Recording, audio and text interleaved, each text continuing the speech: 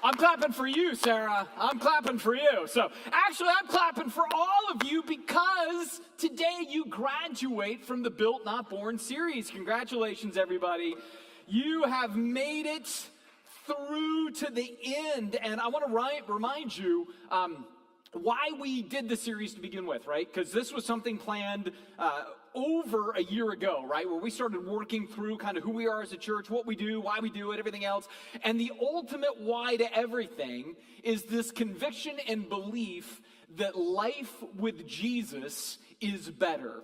It doesn't mean that we're saying life with Jesus is easy or simple or whatever else, but at the core of life, life is better with Jesus. There's something richer, more robust, more full, more complete, more confident when we have closeness and proximity to Christ. That is the heart behind Built Not Born. And so for nearly 3 months now, we have been going through a series of waypoints, these little kind of interconnecting Voltron pieces that kind of sync together in your life and my life to help us be better followers in training. And throughout this entire series, I'm sure there's been moments where some of these things, you've come across these different little elements, and you've thought, man, these are where my soul sings. This is where I land. This is what I love to do. This is where I dwell. So, for example, for some of you, some of these particular little components, such as Bible study and prayer, there were some of you that went, man, that's my thing. That's my jam. That's my groove. I love to do Bible study and prayer. But there was going to be others of you that maybe looked at those and went, man, prayer and Bible study is hard for me to do.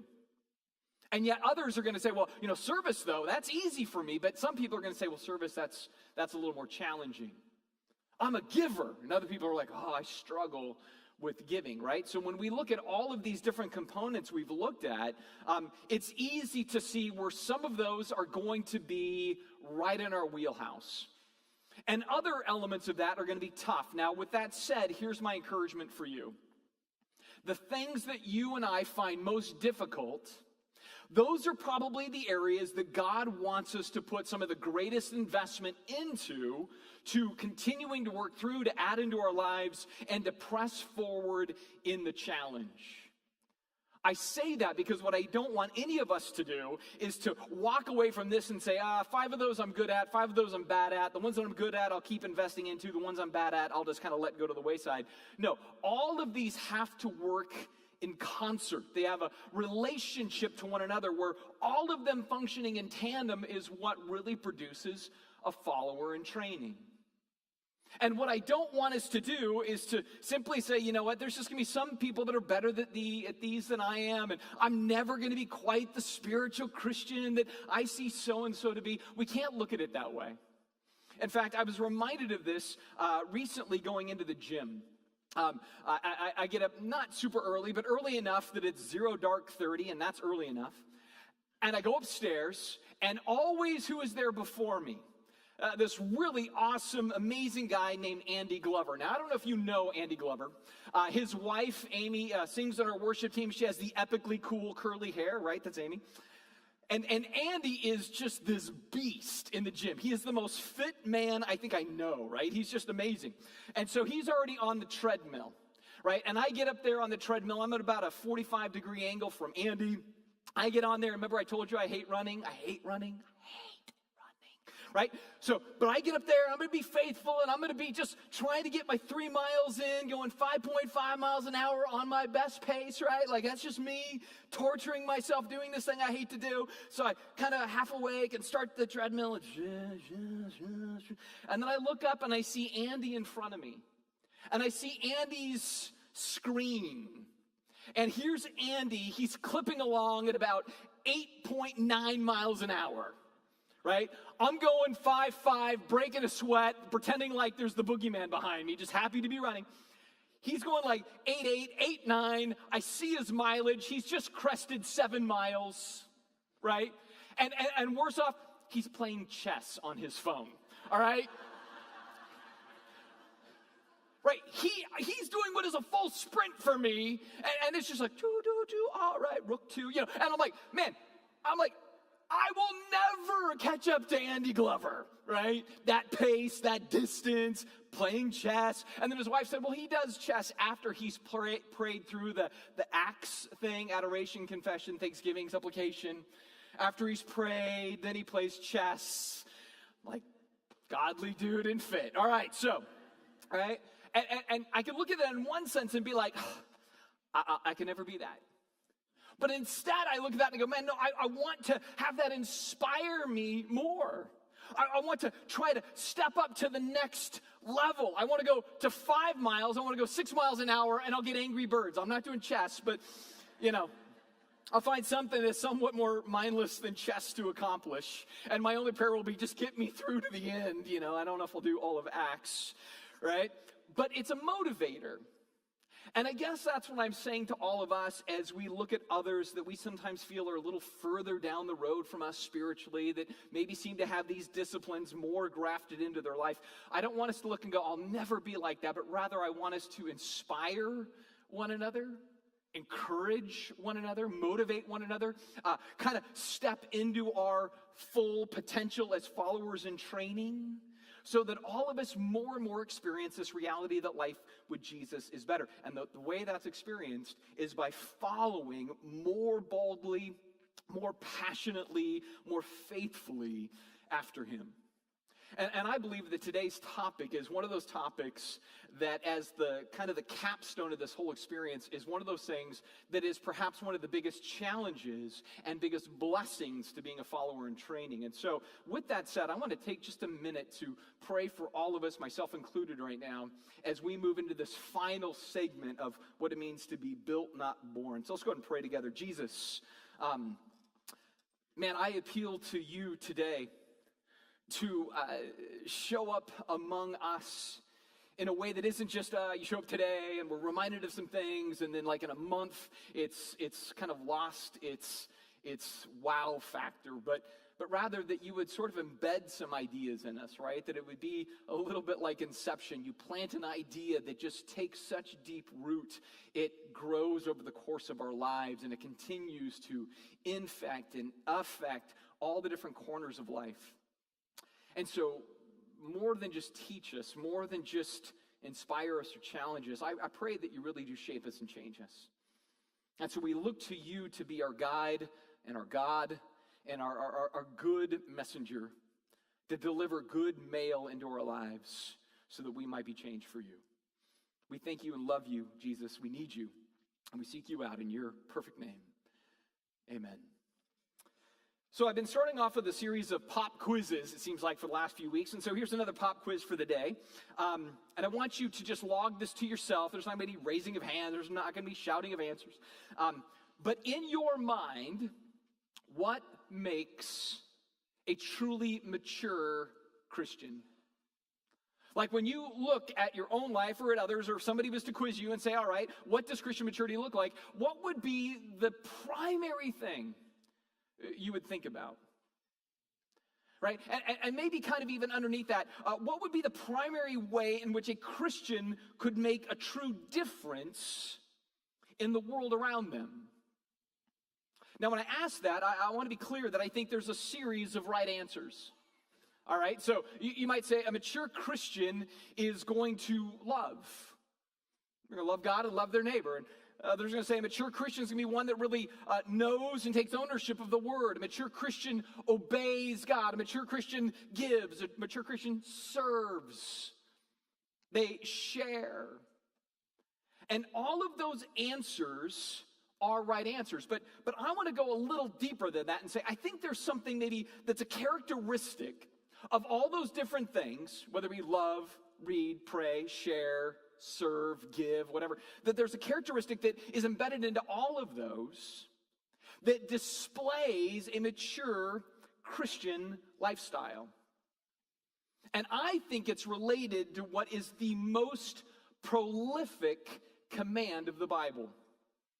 The most prolific rule, standard, expectation, desire of God, right? There is a prolific expectation of God toward us. Now here's the thing I want to say about this. When I say most prolific, I don't mean necessarily the greatest commandment, because we know what that is, right? We learned that just a few weeks back, to love the Lord your God with all your heart, soul, mind, and strength. Love your neighbor as yourself. That's the greatest commandment. I think the most otherworldly commandment is the command to love your enemy. Right? Because there's nobody else really striving in our world to do that. That's why Christians are so unique. They're called to literally press into those who oppose them. That's an otherworldly command. But the most prolific command of the entire Bible, if you are taking the quiz, here is the answer. The number one, most repeated command is not what you should do sexually, not what you should do with your money, not what you should do with your life. The most prolific command is a three-letter word. It is to have joy. Joy.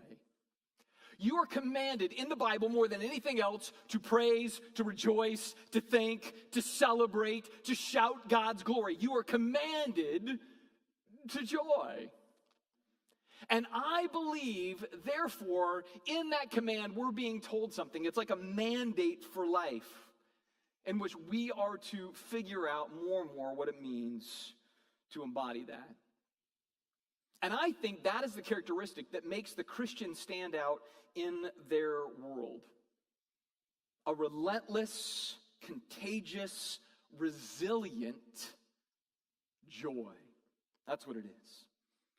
In fact, when you read the early church, right, those old dead dudes writing about how Christianity spread, what you find is that joy and patience with joy was the unique Christian distinctive. That was the thing that was highlighted. Like, these people are just so on fire with joy when their lives are falling apart. Why is that? Well, it's because that is the distinctive of the follower in training. And so this morning, we are looking at the reality that fit people face life's realities joyfully. Joyfully.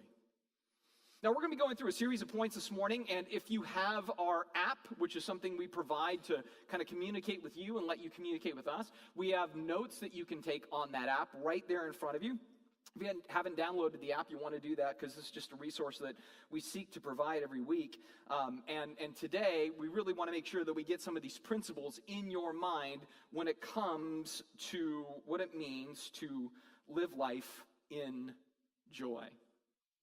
Now, as soon as I say this, I understand that there are different personalities that are out there, right? Now, some of you are those really optimistic people, right? And so I say, we're talking about joy, and the optimists are like, I love joy. This is so great. I've been waiting for the joy. They're like that little stinking snowman in Frozen, you know? It's like, I love joy, right? So there's some of you like that. And there are some of you that are like the high-pitched happy people. They're just like, this is gonna be fun, right? And you say it that way. But then there are the Eeyores, right? And you hear joy, and your first thing is, but don't forget, Matt, joy isn't the same as happy. Sucking oxygen out of the room, right? And then there's the true curmudgeons in the room. They're like, oh, why did I come today? I should have planned the root canal for today. Like, joy. And I think sometimes when joy is communicated in a Christian context, there's different reactions because we all have different definitions, or we've had different experiences, or there's been certain expectations or realities in life that have sort of affected our perspectives on that little three-letter word, right? That's sort of what can happen. And so to get us all on the same page this morning, I want to start off with what joy is. All right, a working definition for the room. I know that we're all going to define it maybe a little different. I'm not trying to say that my definition is the only definition, but to get us all kind of synced together for today, I'm going to give you kind of a working definition of joy. And part of this is related to the fact that some people are going to ask, well, is joy the same as happy? Is joy the same as fun or excited? right? When we go around this holiday season, we're going to see joy plastered everywhere. Does everybody understand joy the same way? You're also going to see hope and love and peace and Santa and ho-ho and Noel and all these words. Are they just marketing words, or is there some richer meaning behind these?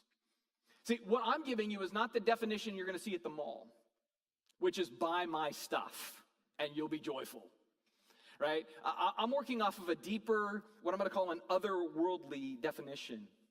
And so if you're taking notes, the very first point, number one in this definition of what is joy, is that joy is flourishing. Joy is flourishing. Now I'm going to give you a slightly longer definition. Joy is flourishing in mind, in heart, and in life. Right? So it kind of pulls in the fullness of your person. It comes into our life by God's grace.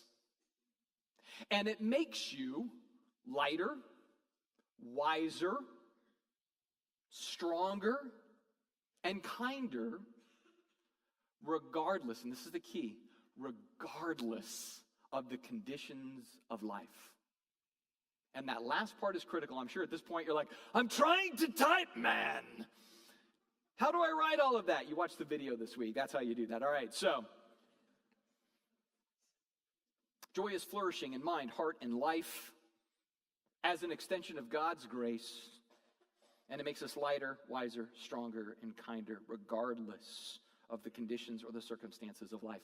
What this means is that joy rides low in the soul, right? It rides really low in the soul, which means it has a low center of gravity. It keeps you snugged to the ground. It keeps you grounded for life, right? So as the wind and storms and crazy and pain and nuttiness of life comes, you have a stability about you. See, that's what the biblical version of joy is all about. And I believe that is true because of what it produces. In fact, this letter that our friend Paul, one of the earliest followers in training, wrote to a group of Christians in Rome kind of highlights this at the end. He writes this big, long letter about all these different ideas, but I love the way he sums it up, especially because he knows that life is going to get bad for these people really quick.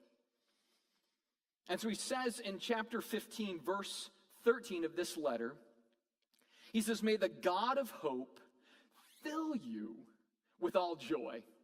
This is why I say it's a gift of God's grace. God fills you with it. So may the God of hope fill you with all joy and peace in believing. And believing is critical to the ideas of joy and peace. So that by the power of the Holy Spirit, you may abound in hope. See, already you see a relationship that this joy that is given by God is then a joy that translates itself into a hope in our lives. And again, it's not conditioned by the circumstances, the situations, or the problems of life, right? It's something altogether different. And so it's designed to give us hope in hopeless scenarios. It's designed to fortify us when maybe everything around us may be coming apart. See, I see this example in the life of the man that wrote those words. He writes about this in a different little letter, a small one, while he is in prison. And he's not in prison like cable TV and you get a gym and you can earn a college degree. Not that prison. He's in a truly bad prison.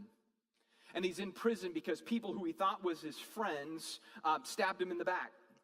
And while he's in jail, other people are trying to make his time in prison worse. So again, he's limited on resources, limited on food. He has been betrayed. He is hurting physically and emotionally. I'm sure it's very challenging. And yet it's in that whole scenario that he writes this little letter to people where he keeps talking about joy. It's this little letter we call Philippians where he's like, I have rejoiced, I have joy even in my hardship and pain. And what he then says toward the end of that is he says, even though you have sought to meet my needs, I really didn't have any true needs. For I have learned in whatever situation that I'm to be content. He says, I know how to be brought low and I know how to abound. In any and every circumstance, I have learned the secret of facing plenty and hunger, abundance and need, because what I have learned is I can do all things through him, Jesus, who strengthens me. See, about, a year and a half ago, almost 2 years ago, I did a series in Philippians.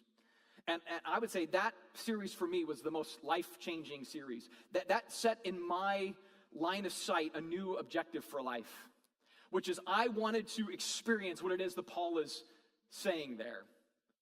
I wanted to see my life get to a point where if I have everything or nothing, if my world is crashing down on me, or it is the heights of everything I could ever hope for, that regardless of the conditions, I would be content, I would be satisfied, I would be at peace. In other words, I'd have joy. Now, am I there? No, I'm not there. But it's still the objective, it's still the goal. And I'm inspired by the fact that he actually reached that space. He says, I know of something, this idea of joy that flourishes above and outside and beyond the confines of the conditions of life. See, that's our target. There's our bullseye for all of us as followers in training. It's that joy. Now, this joy is in contrast to a word that we use oftentimes as a synonym for joy, and it's the word happy. Happy. And I'm going to try to highlight what I'm going to call the difference between these two. I am not saying you should always use happy in the way I'm using it today. I'm just trying to use it as a contrast to joy. If joy rides low in the soul, low center of gravity, holds you to the earth when the storms come, then happy rides high in your feelings, and it's top heavy. And it's not hard to knock it off its perch or knock it out of your life and to see you topple if you're relying on this idea of happy. In fact, I'm going to tell you a few things about happy that I jotted down to myself this week as I was kind of pondering all of this. The first thing you need to know about happy, it can be bought. Happiness can be bought, but it's always expensive. It's always going to be expensive in life because you have to keep buying it. Right? Happy, it's like this thing where you buy it, whether it's going to be a person makes me happy, an experience makes me happy, stuff makes me happy. What inevitably happens? The stuff wears out, the experience is behind you, the person, well, we know people, right?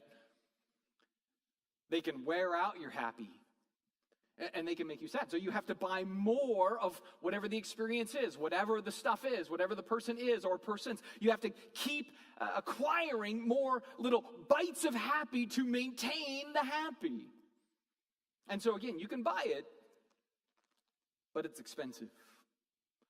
The other thing about happy that we have to understand is that happy is locked in a losing death match with sadness.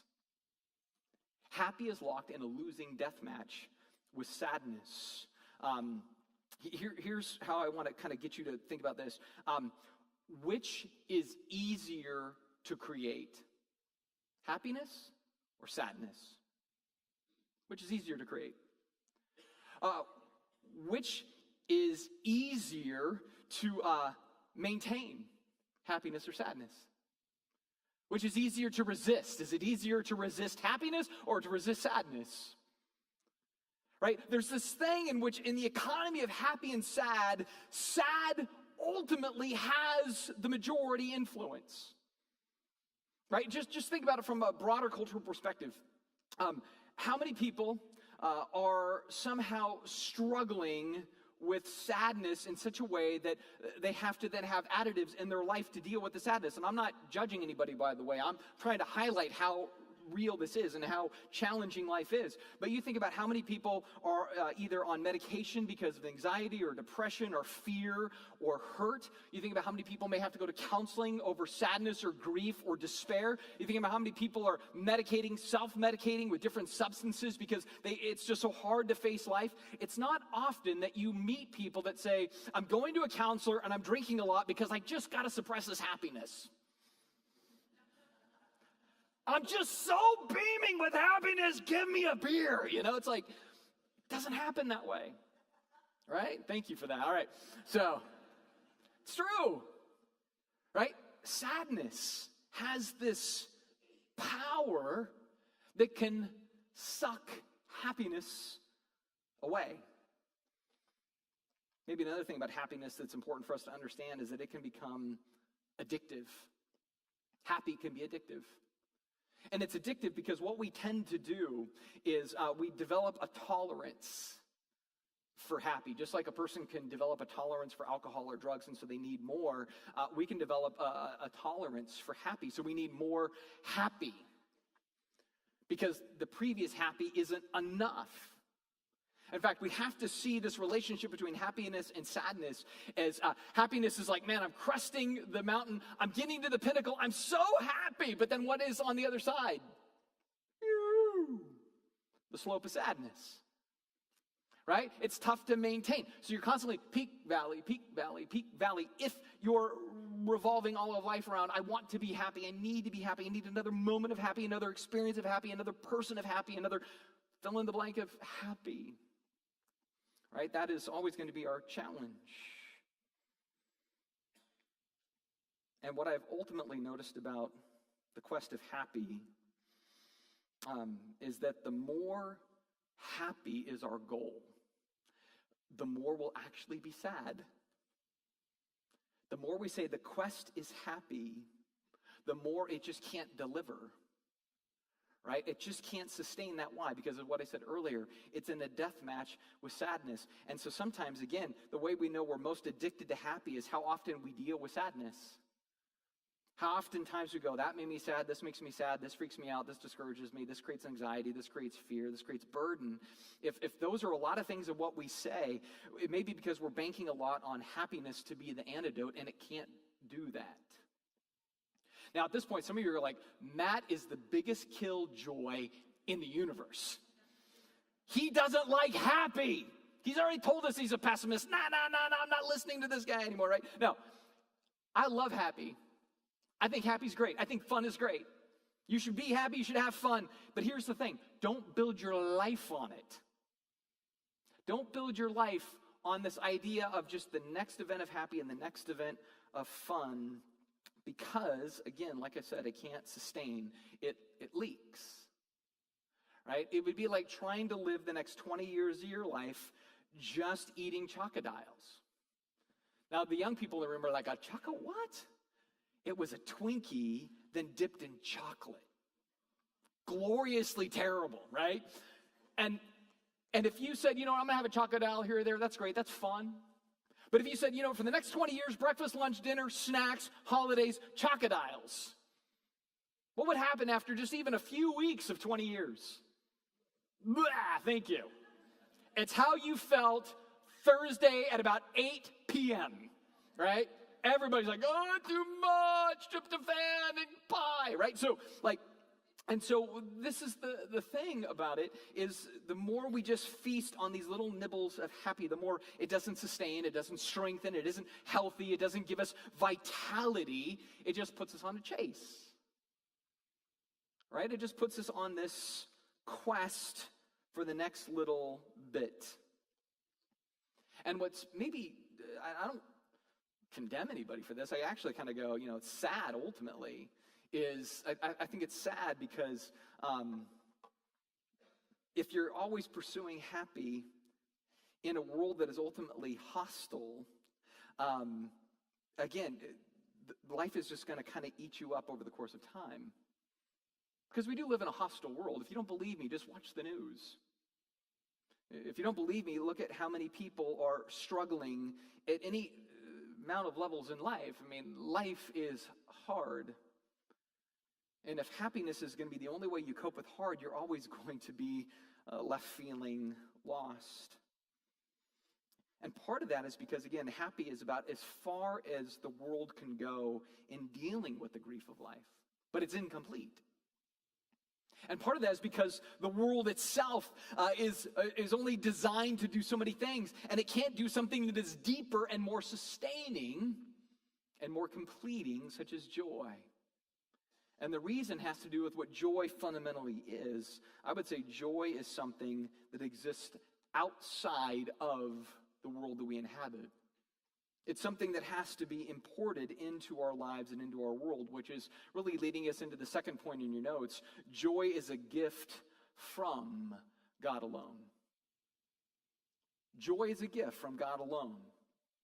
The world can't create joy. It can't sustain joy. It can do happy, right? It can manipulate the conditions for a small amount of time. But joy is really foreign to our world. And Jesus kind of talks about this, not that he's saying, the world can't fathom the word joy, but he's saying the definition that we attach to it, Christians and non-believing people, it's kind of a different definition. In fact, it's an inverted definition. Jesus says this in Matthew chapter 16. He says, "Truly, truly, I say to you, you followers of mine, you will weep and you will lament, but the world's going to rejoice." So what makes the world around us excited, he says, this is what's going to make you sad. What makes the world around us passionate is going to make God sad. It's totally opposite.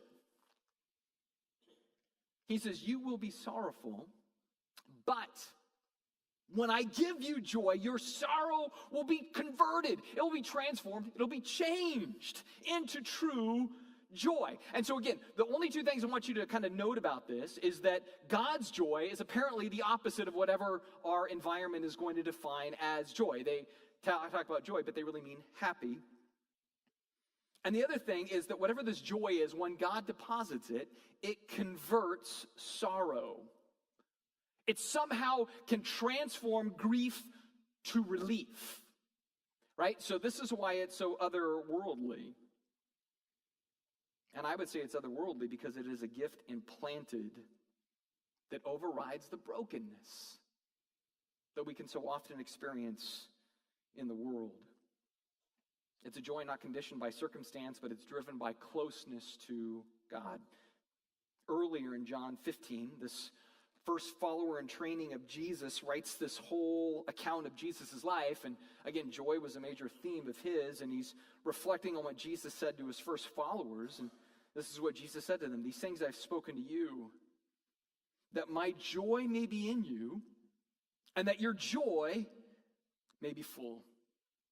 Right? So Jesus had an objective. He didn't come into the world and say, I want you to follow me so that I can suck away all the fun out of your life by you obeying what I say. He's like, no, you don't get it. If you follow me, if you obey me, if you love me, if you seek me, if you rely on me, I'm going to give you something the world can never give you.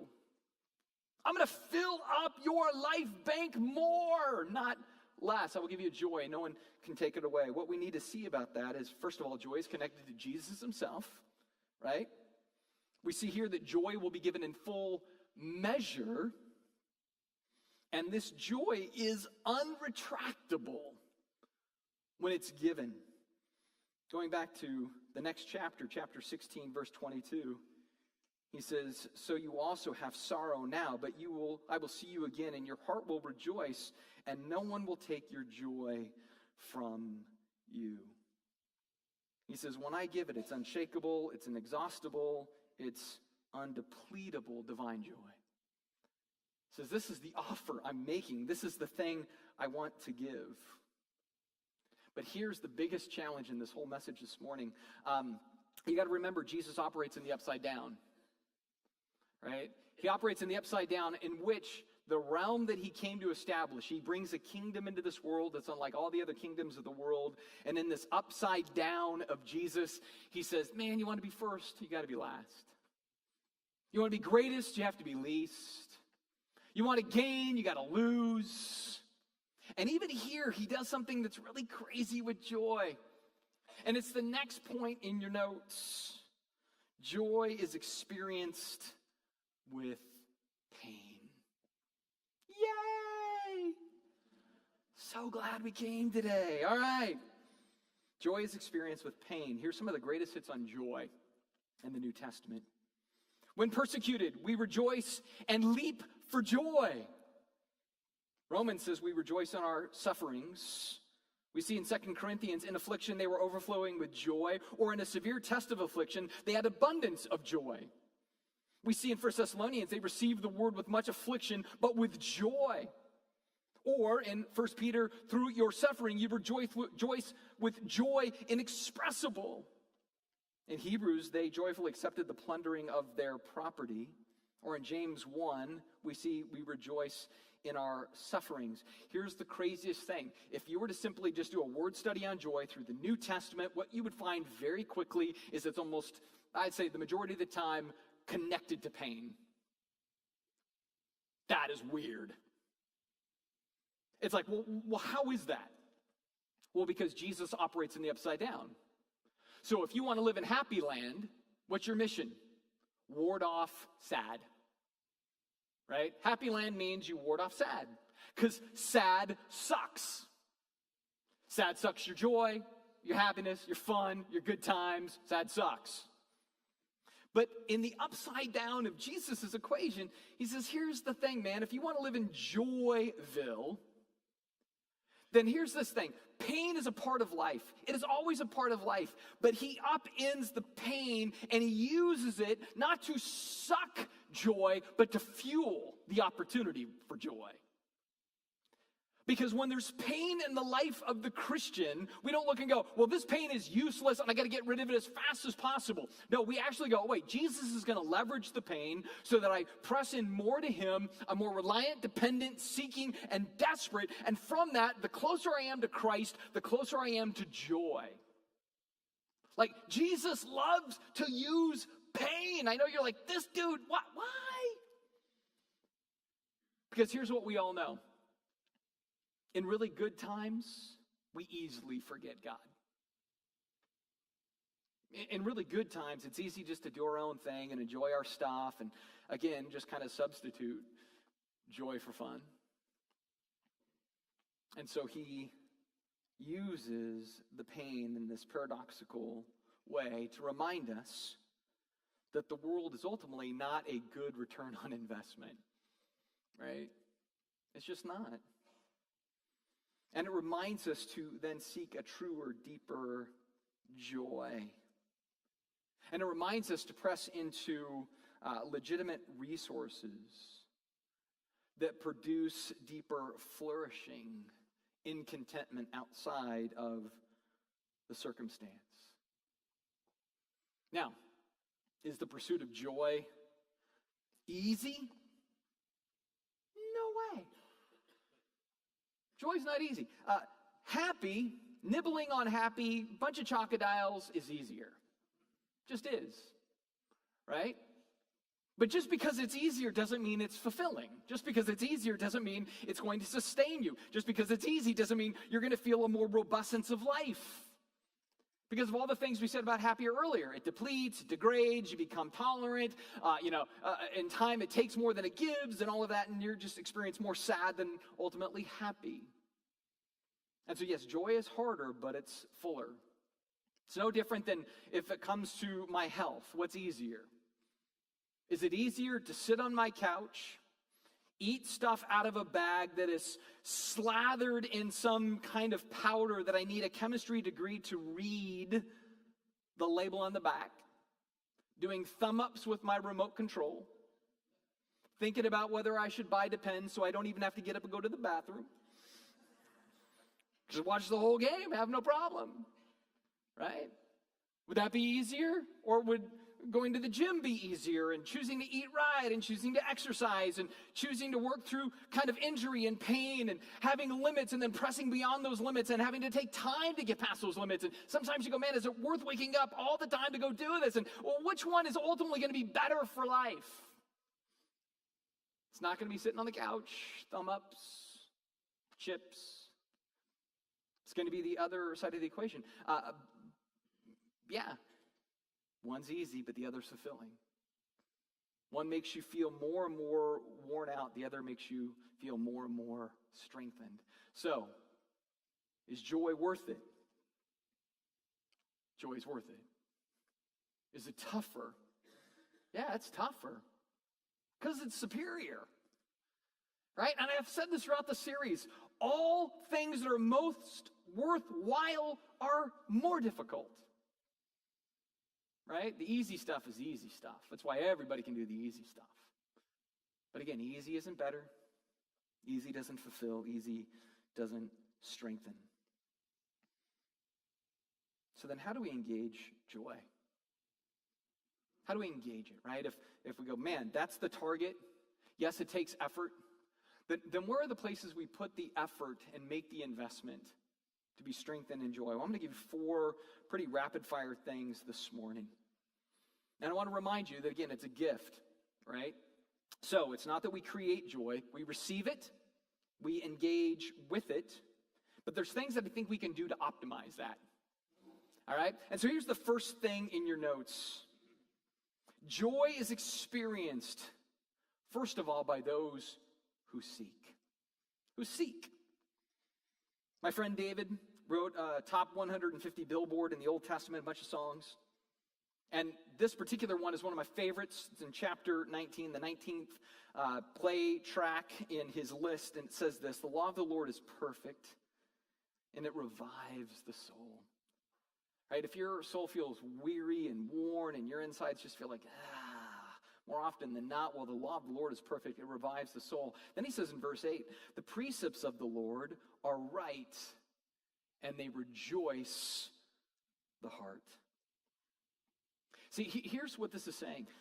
Those who seek joy in the book receive joy from the book. And we have to receive it from this context that says, and all of the book is a source of joy. I've shared many times with you, I do not like everything in this book, but it wins, I lose. And there's been times that I confess that there's been certain parts of this book where I'm like, I don't know if I believe that, I don't know if I agree with that, whatever else. Do you know, in those times where I question the book, it's when I've been the least joyful. I've been a bit of a jerk. And I've been a bit incomplete. Some are like, really? You were a bigger jerk than you are now? All right. I've been incomplete. I've been restless. I've been filled with anxiety or discouragement, or always looking for the next thing to make me feel a little bit better, always kind of on the hunt for something more. But when I kind of go, no, the book wins, I lose, and I believe that every single word of it is there for my joy, there was peace. There was a sense of, man, life is, even when it's tough, it's better than when I was fighting it. See, if we detach ourselves from the truth, we exclude ourselves from joy. It's just that simple. And then we're just left with happy. Up and down, up and down, up and down. Buying happy, letting it get expensive, and feeling a lot of sad in the process. See, only truth frees the heart. So, joy is experienced by those who seek. The next one is that joy is experienced by those who obey. Number 2, joy is experienced by those who obey, right? So you seek the word, and it isn't just enough to say, I'm a scholar, I get it, I read it, I memorize it, I got a bumper sticker about it, and I'm going to be good. It's like, no, I got to take that, import that into my actions. So then it's experienced by those who obey. In fact, Jesus tells the story of 3 employees and their boss. And their boss says, hey, I want you each to go take some of my resources, take some of the money of the company, and I want you to go invest it, make some more money with what I give you. And so they all go off to do different things. 2 of those guys do their job. They obey. They take a risk, but they obey. But then there's another dude that says, nah, it's too much of a risk. I don't want to obey. I'm going to make the rules up as I go. I'm going to choose my own way, do my own thing. And then they all come back to the boss. And Jesus says to the dude that didn't obey, didn't do his job, he says, even what you have will be taken away. Right? In this life, we may say, I'm going to do my own thing, but you know what? Here is the 100% guarantee. Life ends for everybody. Life ends for every single person. And so kind of whatever you have will be taken away if you say, I'm going to do my own thing and not God's thing, right? So that's in there. But then to the other 2 guys that obeyed, this is the response that Jesus gives from their boss. It says, the master said to each one of them, well done, good and faithful servant. You've been faithful over little, and so I will set you over much. Now enter into the joy of your master. Right? His point is that obedience lends itself to entering into joy. Right? Whether that's doing the things that we're told to do or avoiding the things we're told not to do. Both of those are obedience.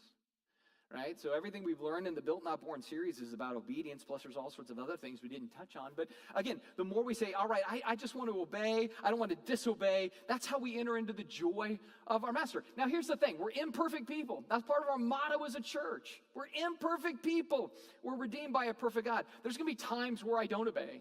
But you know what obedience is in my disobedience?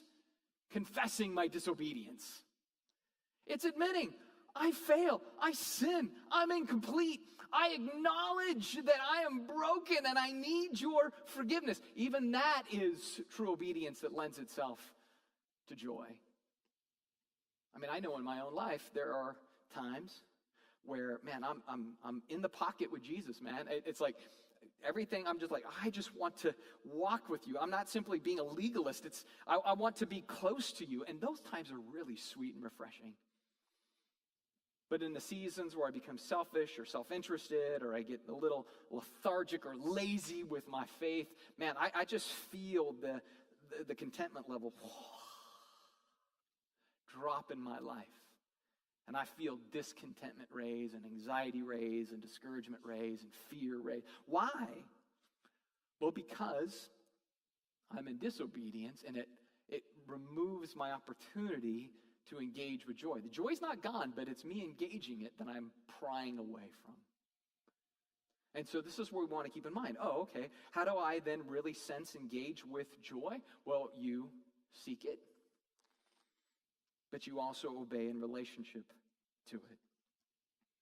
There's a third one that I think is also important. Joy is experienced by those who say. Who say. Who seek, who obey, who say. Philippians chapter 4, that little letter, Paul's in jail, he's writing stuff. This is what he tells us. He says, rejoice in the Lord always, and again I say, rejoice. By the way, this is not a reaction, this is a commandment. He doesn't say, when you feel like rejoicing, rejoice. He says, no, I'm just telling you, rejoice. And again, I'm saying it again, rejoice, right? You make the investment, even against the flow of what you may be feeling at times.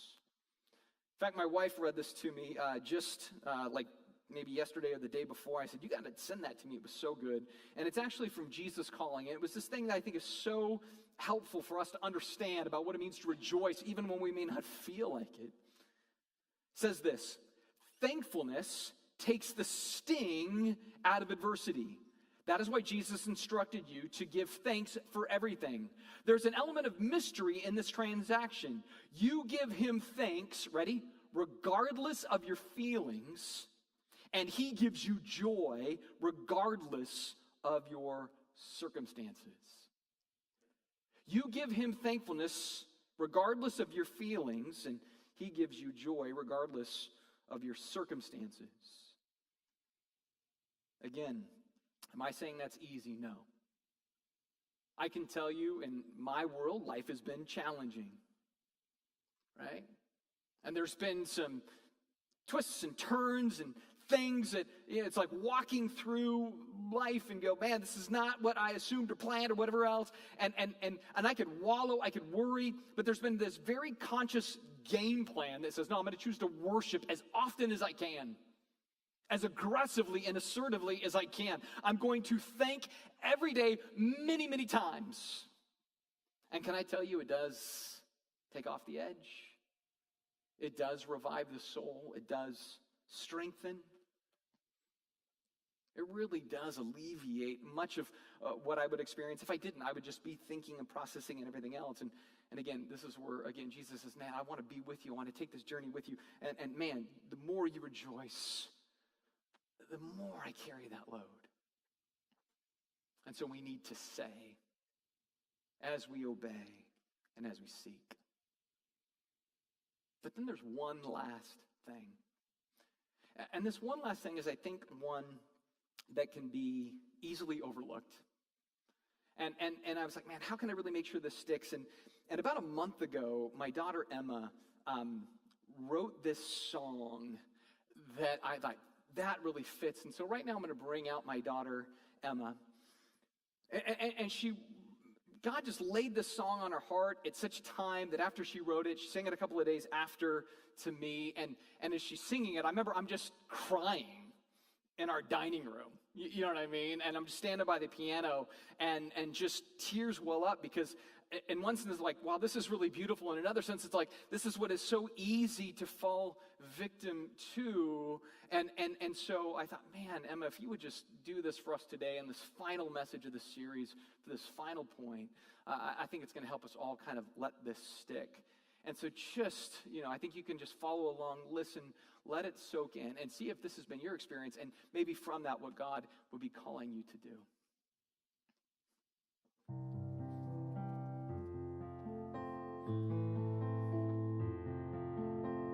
I'm walking a line,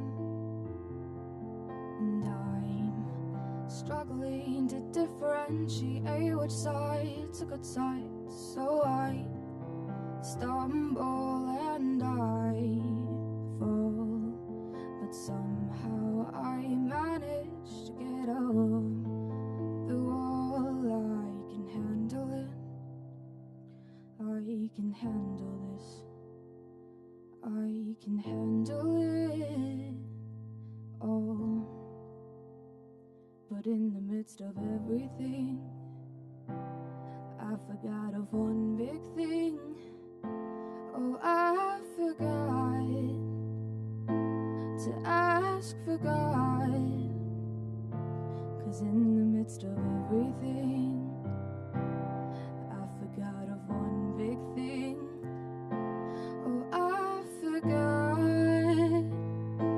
to ask for God.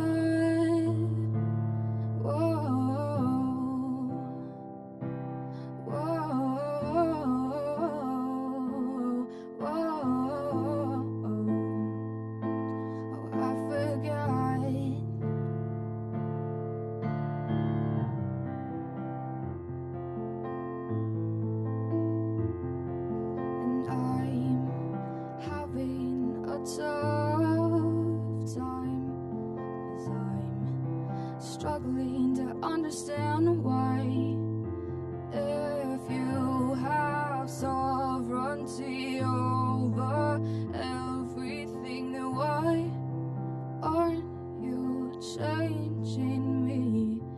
I can handle it. I can handle this. I can handle it all. But in the midst of everything, I forgot of one big thing. Oh, I forgot to ask for God.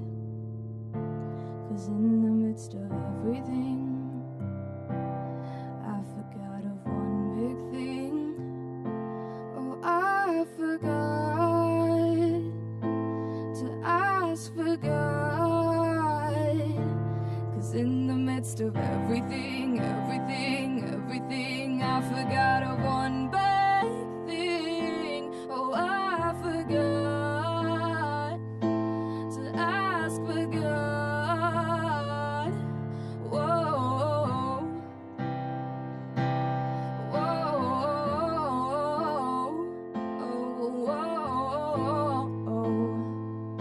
oh, I forgot.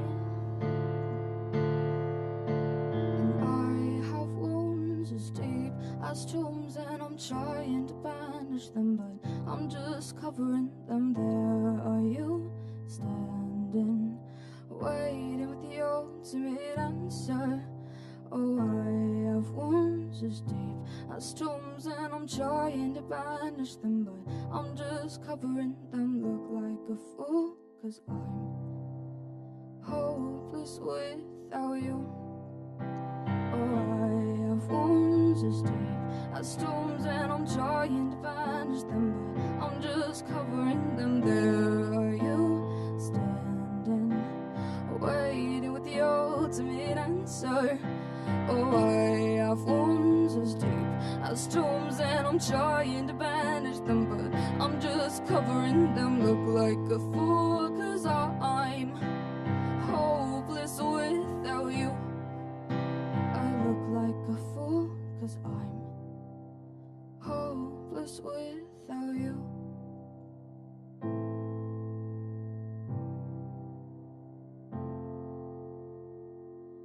But in the midst of everything, I forgot of one big thing.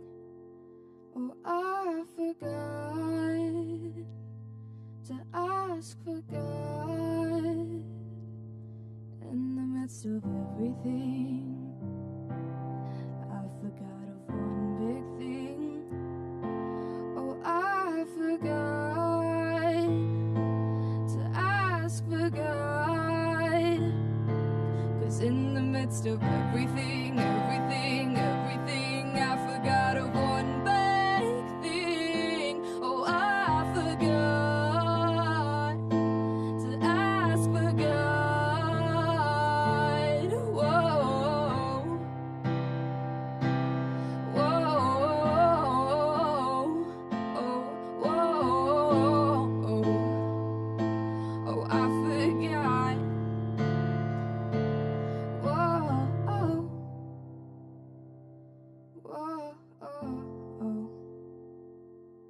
whoa, I forgot.